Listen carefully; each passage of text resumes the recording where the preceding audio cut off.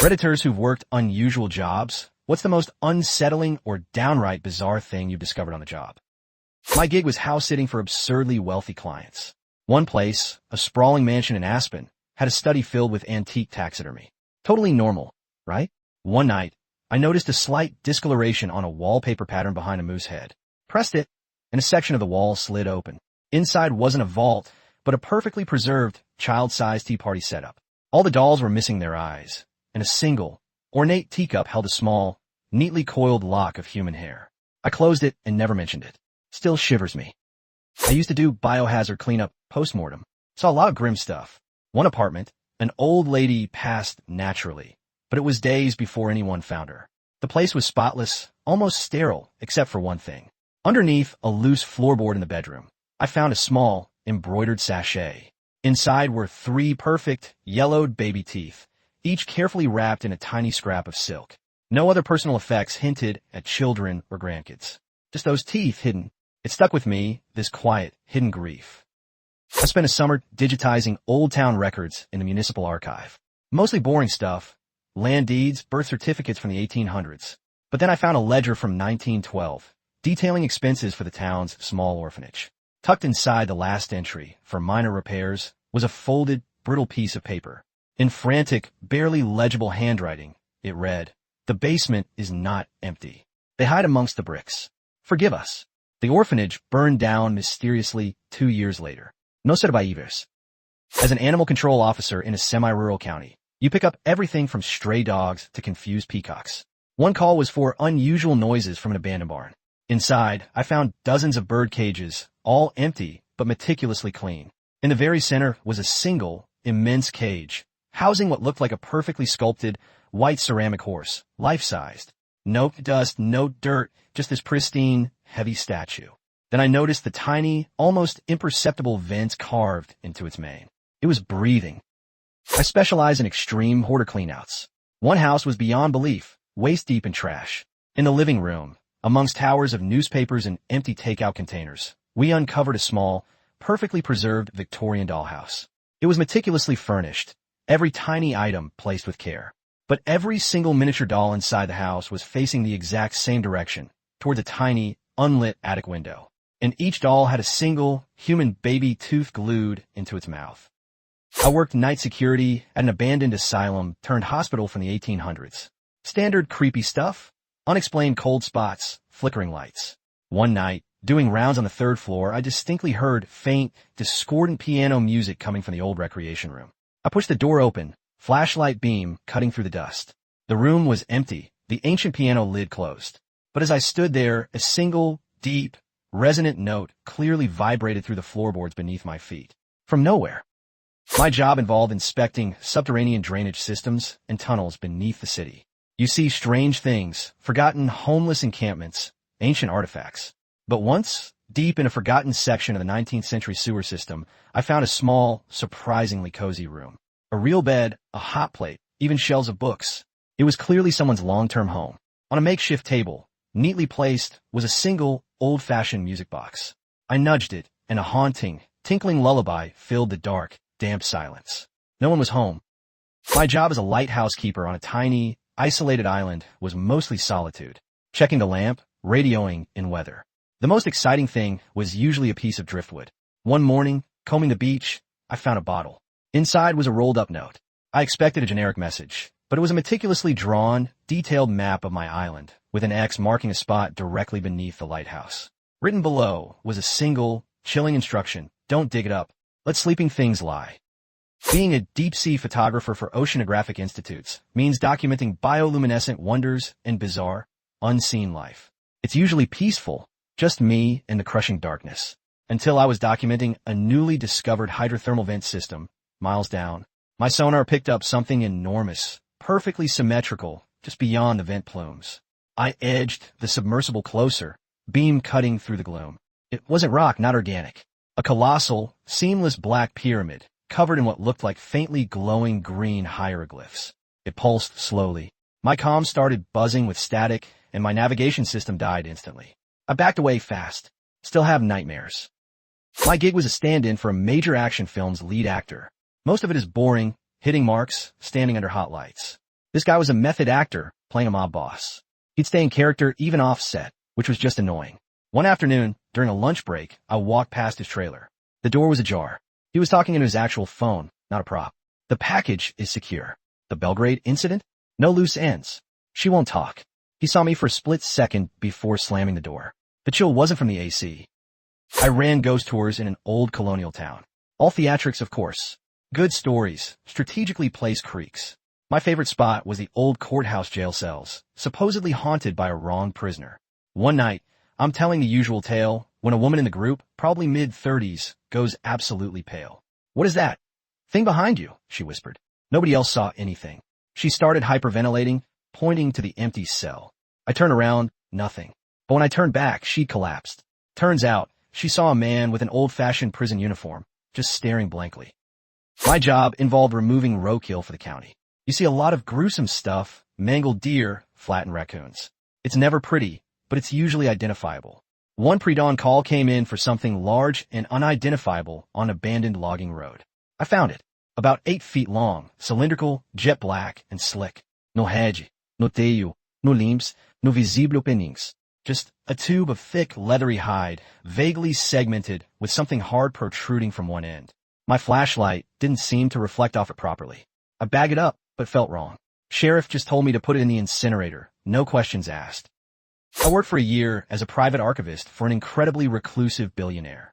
His mansion was crammed with historical documents, rare books, all kinds of esoterica. My job was just to catalog it all. He had a private study, always locked, which he eventually let me access. Behind a tapestry, there was a hidden safe. Inside, not jewels, but a single, ancient, leather-bound diary written in a language I didn't recognize. Its pages were brittle, but the drawings were unsettling. Stick figures with elongated limbs, sacrificing animals, and one unsettlingly detailed sketch of him, in old ritualistic robes. I did mystery shopping for a wide array of businesses, from high-end restaurants to niche boutiques. My weirdest gig was an independent optometrist in a tiny, forgotten town. The owner insisted on taking my picture for my file before the exam, which fell off. Then, during the eye test, instead of letters, he put up a chart of strange, geometric symbols. He kept asking me what I saw in the patterns, not if I could identify them. Before I left, he pressed a tiny, intricately carved bone charm into my hand, whispering, "Keep it close. They see you now." My job is professionally attending funerals, making sure there are enough family faces. Usually it's about blending in, looking sad, offering quiet condolences. It's rarely dramatic. But at one wake, for a very stern-looking old man, something happened. His sister, a woman I'd never met, stood over the open casket. She leaned in close, almost whispering, "You ruined everything, Harold. Everything." Then she pulled out a pair of rusty garden shears from her purse and clipped off a lock of his hair. She just calmly put it in her pocket and walked out. The actual family just averted their eyes. I was a junior geologist on a team mapping geological anomalies in remote regions. Mostly just analyzing mineral deposits, rock strata, predictable stuff. One expedition led us to a recently exposed cave system in the Amazon after some unusual seismic activity.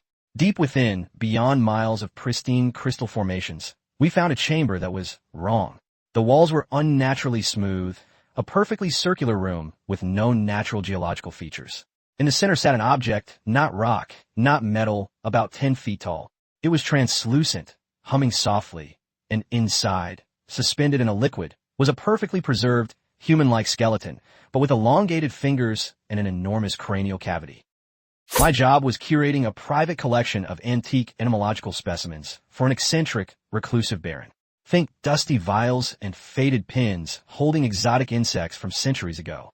One day, while meticulously cleaning a display case of Victorian-era beetles, I noticed one specimen, a vibrant scarab, had a tiny, almost invisible, microchip embedded in its thorax. Not a museum tag, but actual circuitry. The baron insisted it was a family heirloom, then fired me the next day after my discovery. I worked as a data recovery specialist for defunct social media sites, salvaging archives for historical research. It was mostly forgotten memes and old debates. But once, digging through the deepest layers of a short-lived microblogging platform, I found a single account with just one post, a flawless, hyper-realistic 3D rendering of my own living room from a perspective inside my TV screen. The post was dated 2 days before I moved into that apartment. My job was designing and operating animatronics for high-end theme parks. Mostly whimsical stuff. But once, a client from a very private corporate retreat facility commissioned a set of hyper-realistic human figures. They were flawless, uncanny valley level.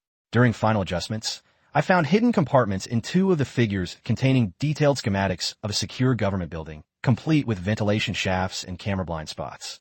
The client just chuckled when I asked. I was a safety inspector for subterranean infrastructure projects, tunnels, abandoned bunkers, that kind of thing. One deep-sea research facility, supposedly decommissioned, still had power. Venturing into a flooded lower level, I found a single, untouched workstation. On its screen was a repeating audio waveform visualization. It wasn't static. It was clearly a voice, but pitched so low it was imperceptible to human ears. The caption read, "Transmission log, Phase 7, target acquired." My job involved archiving personal belongings for clients facing long-term memory loss, hoping to trigger recognition later. It's often mundane, but one client, a very old, seemingly harmless woman, had one box simply labeled keys.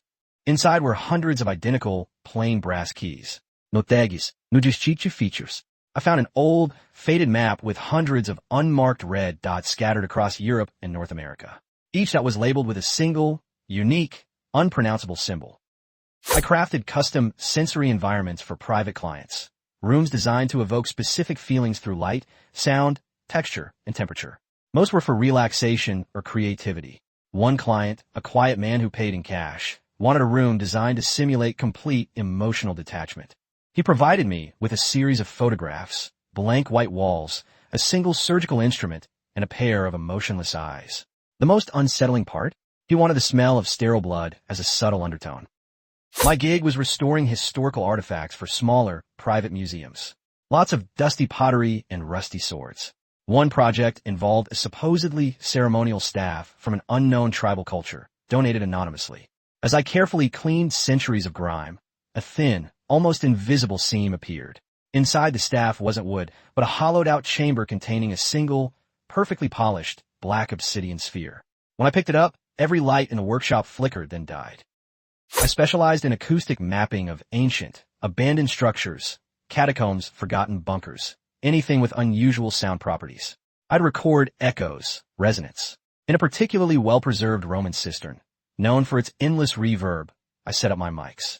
When I played back the recordings, beneath the expected echoes of my footsteps, there was a faint, perfectly rhythmic series of clicks. It sounded like a metronome, but its tempo sped up, then slowed down, exactly corresponding to my heart rate during the recording.